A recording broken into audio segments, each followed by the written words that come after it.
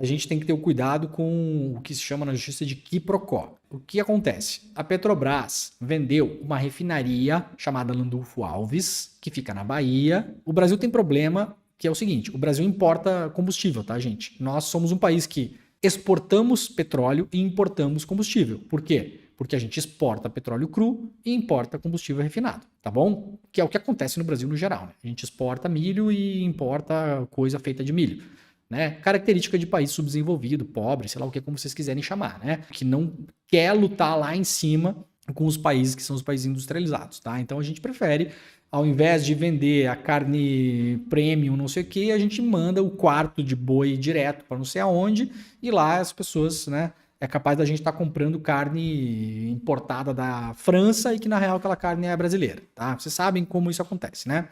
Muito bem. A Petrobras, durante o governo Bolsonaro, Paulo Guedes, essa gente toda, os militares, todos que estavam lá no Ministério das Minas e Energia, os patriotas militares que defendem a soberania brasileira, venderam um monte de coisa da Petrobras, o que isso é naturalmente anti-soberania e antipatriótico, para início de conversa. Sobretudo quando você vende empresas brasileiras para governos de outros países, que é o que aconteceu no Brasil. A gente desestatizou, entre aspas, várias empresas estatais no Brasil e quem comprou elas foram estatais de outros países. Então, ou nós somos muito inteligentes, ou os alemães, espanhóis, italianos, canadenses são uns idiotas. Então vocês pensem em quem está sendo idiota nessa coisa toda, né?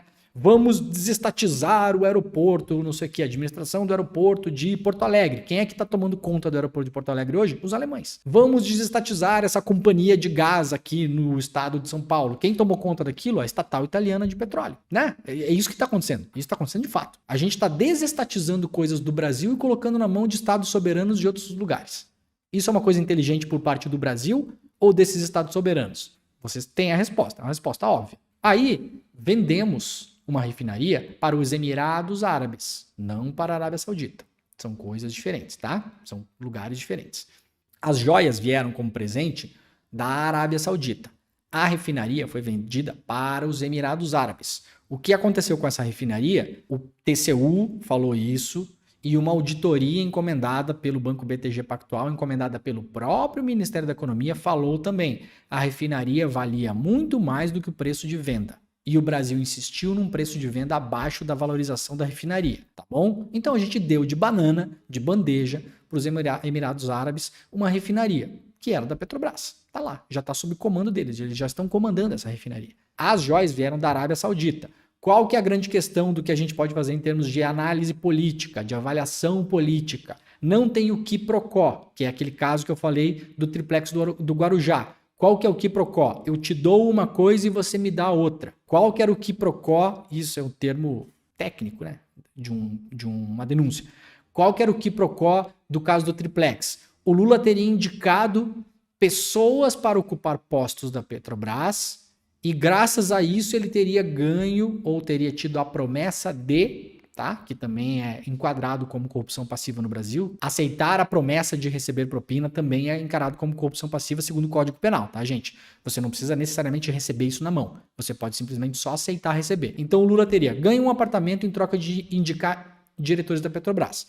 Vocês percebem a fragilidade disso? Porque o presidente da República indica diretores em todos os lugares a todo momento, né? Então isso não é um quiprocó plausível de você denunciar e prender alguém. Tanto é que o processo caiu, tá? É super frágil. Então nós não temos aí a prova de que as joias que foram enviadas para a família Bolsonaro são o quiprocó em troca da refinaria que foi vendida para os Emirados Árabes. O que a gente pode fazer em termos de avaliação política?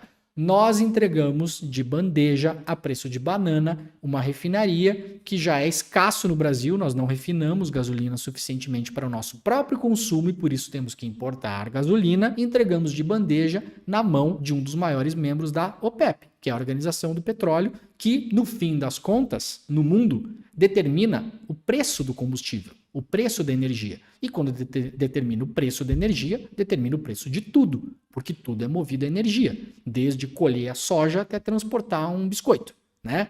Então, nós estrategicamente, pensando estrategicamente, os grandes militares brilhantes brasileiros, os patriotas, os militares estratégicos, né? Os militares que são pela soberania nacional, fizeram tudo o contrário disso pegaram uma refinaria brasileira, que era do Estado brasileiro, e colocaram na mão da OPEP. Ou seja, a OPEP tem mais uma refinaria para ficar fazendo guerra de preço com quem eles quiserem. E isso beneficia, claro, também a Arábia Saudita. Porque a Arábia Saudita, Emirados Árabes, o Iraque, né, esses países da região ali são os grandes produtores de petróleo, e não só os grandes produtores, os grandes refinadores e também os caras que estão sentados em cima das maiores reservas de petróleo do mundo, com exceção da Venezuela. Tá? Não sei se vocês sabem, mas a Venezuela tem as maiores reservas de petróleo conhecidas do mundo. Tá? Eu não sei se nos últimos anos aí alguém passou a Venezuela, eu acho que não. Então, reserva conhecida é a reserva que você sabe que tem petróleo, onde tá, mas você não foi lá extrair ainda, tá? É diferente de produção. Os maiores produtores, a Venezuela não é um dos top 5 hoje do mundo, eu acho que não é mais, tá?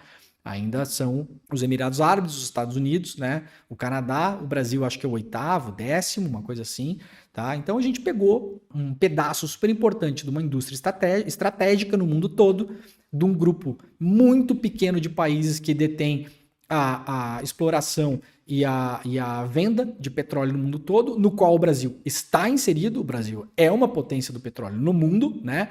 Não é tão grande quanto esses caras, mas é relevante, faz diferença, né? O Brasil, a Rússia, os países ali do Oriente Médio, o Canadá, os Estados Unidos, a Noruega, a Venezuela, são poucos países no mundo que têm petróleo e que fazem parte desse jogo. Nós, com nossos militares brilhantes, inteligentíssimos, entregamos a refinaria na mão da OPEP. Tá? Essa é a análise política que a gente pode fazer. Aí os neoliberais aí vão dizer que a gente está viajando, mas são os mesmos que disseram que fascismo não era fascismo, que golpe não era golpe, que genocídio não era genocídio, tá bom? Então essa gente, a gente sabe que a gente não ouve mais, porque se tem uma coisa que eles são ruins de fazer, é análise política, tá bom, gente? Então é isso, pra gente deixar bem explicado.